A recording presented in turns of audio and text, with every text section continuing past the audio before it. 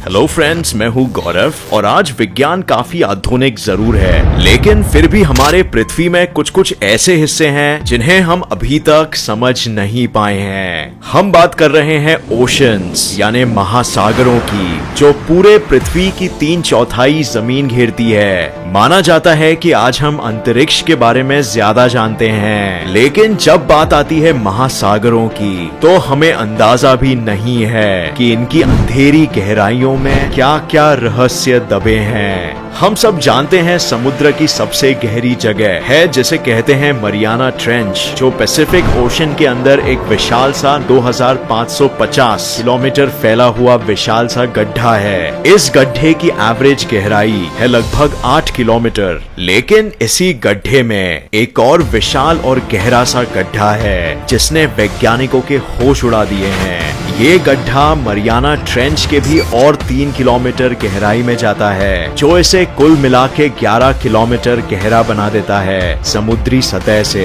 Comparison में even पृथ्वी पर सबसे ऊंची चीज माउंट एवरेस्ट की भी ऊंचाई है बस 8.8 किलोमीटर, यानी अगर इसे पूरी तरह से डुबा भी डाले फिर भी ये गड्ढा 2 किलोमीटर से भी ज्यादा गहरा रहेगा। इस गड्ढे के होने की खोज 1842 में British royal navy HMS challenger ने सबसे पहले की थी और इसी वजह से इसका नाम चैलेंजर डीप रखा गया। तब से लेकर 23 जनवरी 1960 तक इस गड्ढे ने वैज्ञानिकों को चैन से बैठने नहीं दिया। आप भी इमेजिन कर सकते हो इतना गहरा गड्ढा, न जाने यहाँ किस किस किस्म के जीव होंगे, लेकिन इन्हें खोज कर पाना ऐसी जगह में कोई आसान काम नहीं है। पर 1960 में लेफ्टिनेंट डॉन वॉल्श और जैक पिकर्ड ने यही करने का साहस दिखाया और एक अंडरग्राउंड सबमर्सिबल में इस गहराई में जीवों की तलाश पे निकल चले। 5 घंटे लगातार अपने सबमर्सिबल में नीचे का सफर करने के बाद वो आखिर नीचे पहुंचे और जैसे आप कल्पना कर सकते हो वहां एकदम अंधेरा था। ये दो रिसर्चर्स अपनी तहकीकात में लग गए और नीचे इन्हें इतने विचित्र प्रजातियों के जीव दिखे जिसने ये निश्चित कर दिया कि समुद्र के 11 किलोमीटर नीचे भी जीवन है, और वो भी सतह से बिल्कुल विचित्र। पर ये मेन बात नहीं थी। जैक पिकर्ड की ऑब्जर्वेशन डायरी में लिखा पाया गया कि जब वो नीचे थे तो वो कुछ बहुत ही अजीब सी चीज के गवाह बने। उनके ऑब्जर्वेशन पोर्ट होल से देखी गई एक विशाल सी विचित्र चीज जो उनका पीछा कर रही थी, लेकिन कुछ समय पीछा करने के बाद वो वहां से अपने आप ही निकल गई। वो दोनों बहुत ही घबराए हुए थे क्योंकि अगर वो विशाल सी चीज गलती से भी उनसे टकरा जाती और उनका बैथिस्केप टूट जाता तो समुद्र के 11 किलोमीटर अंधेरी गहराई में जहां प्रेशर सतह से 1000 गुना ज्यादा है, उनका टिकना नामुमकिन हो जाता। और वैसे ये रिसर्चर्स का क्रू ट्रेंच के अंडरग्राउंड पहाड़ों से भी दूर था, फ्लैट चट्टानी जगह पर था, तो ये तो निश्चित था कि इतनी विशाल चीज कोई अनदेखा या अनडिस्कवर्ड जीव ही हो सकता था। फिर 1985 में जब एक और एक्सपेरिमेंट किया गया और एक टेस्ट व्हीकल को 11 किलोमीटर नीचे भेजा गया।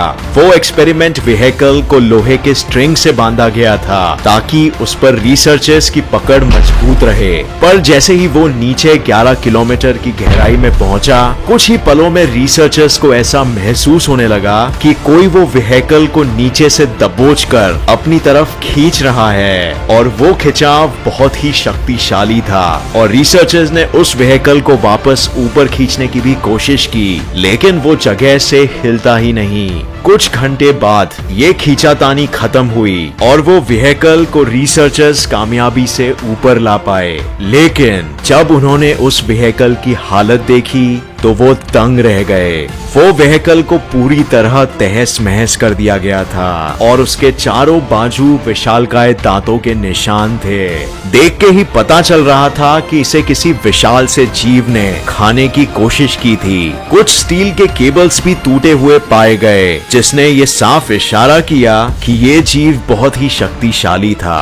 फिर दांतों के आकार और शक्ति को मापने के बाद पता चला कि समुद्र के 11 किलोमीटर नीचे, जहां 99% प्रजातियां 1 सेकंड भी टिक नहीं पाएंगी, दुनिया के 2 प्राचीन प्रीहिस्टोरिक जीवों में से एक का छुपा होना संभव था, जिन्हें हम 15 लाख साल पहले ही विलुप्त समझ बैठे थे। ये 2 प्रजाति है प्राचीन मगरमच्छ मोज़ेसॉरस या फिर विशाल और खतरनाक शार्क मेगेलोडॉन। ये दोनों जीव बहुत ही खतरनाक और विशाल रहे हैं। आज के ग्रेट व्हाइट शार्क से एटलीस्ट 3 से 4 गुना और करीब 50 गुना ज्यादा शक्तिशाली भी। पर क्या ये सच में जिंदा है? वेल, साइंटिस्ट इस प्रश्न का जवाब पूरे यकीन से नहीं दे सकते, क्योंकि ये जीव को दोबारा कभी नहीं देखा गया और इतने विशाल जीवों का पानी के 11 किलोमीटर अंदर हो पाना वैज्ञानिक दृष्टिकोण से संभव नहीं है। वो उतने प्रेशर का सामना नहीं कर पाएंगे और छोटे जीवों को खाकर जिंदा भी नहीं रह पाएंगे।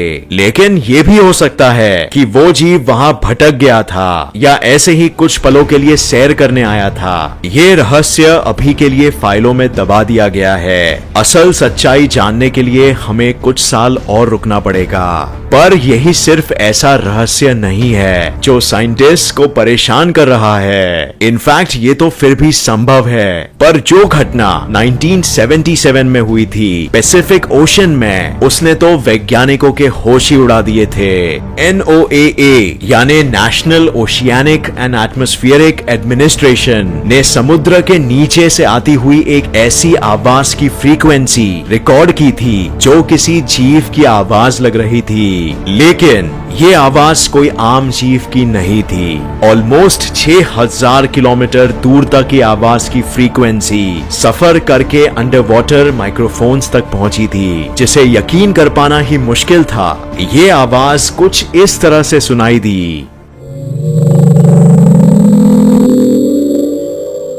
अब दुनिया का सबसे बड़ा जानवर ब्लू व्हेल की आवाज की फ्रीक्वेंसी हम सिर्फ 1500 किलोमीटर दूर तक ही सुन सकते हैं। बट ये जीव की आवाज क्योंकि इतने दूर तक का सफर करके आई थी, तो इससे ये अनुमान लगाया गया कि ये जीव एटलीस्ट आकार में ब्लू व्हेल से भी 5 गुना ज्यादा विशाल होगा।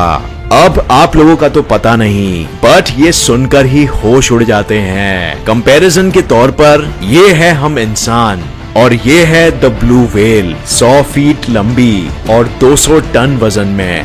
अब इससे भी 5 गुना ज्यादा विशालकाय कोई जीव अगर हो तो वो कुछ ऐसा दिखेगा।